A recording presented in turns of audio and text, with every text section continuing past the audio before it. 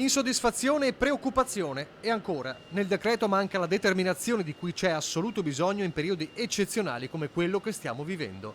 Firmato i presidenti di Confindustria Veneto Enrico Carraro e i suoi omologhi di Lombardia Francesco Buzzella e Piemonte Marco Gai. Destinatario Palazzo Chigi.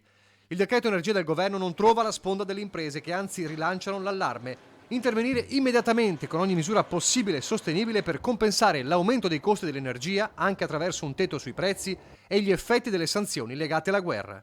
Perché la situazione è già oltre il baratro. In realtà alcune aziende hanno già provveduto a chiudere parte della loro produzione, quindi direi che la situazione non è più solo allarmante, siamo arrivati proprio alla fine dell'allarme, adesso si inizia con le azioni concrete. La trasparenza del mercato energetico, continuano le Confindustrie del Nord, deve poter permettere di legare al costo delle forniture il prezzo al cliente, non ai valori oscillatori delle speculazioni quotidiane.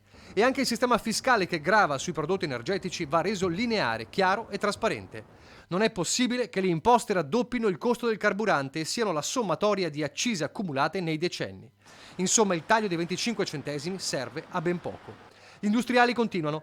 La scelta di intervenire con sconti e ristori temporanei limitati nel tempo e negli impatti è in contrasto con le previsioni, anche quelle meno pessimistiche, di alti livelli dei prezzi sui mercati energetici prolungati nel tempo. Il Paese, concludono, deve definire rapidamente un vero e proprio piano energetico nazionale che preveda un nuovo mix di forniture e fonti. Ma non è il solo problema. Andare a prendere un appalto adesso è decisamente rischioso per tutte le aziende, perché i costi che abbiamo adesso non è detto che siano poi i costi finali. Quindi c'è una situazione veramente che rischia di degenerare velocemente e non per una carenza di ordini.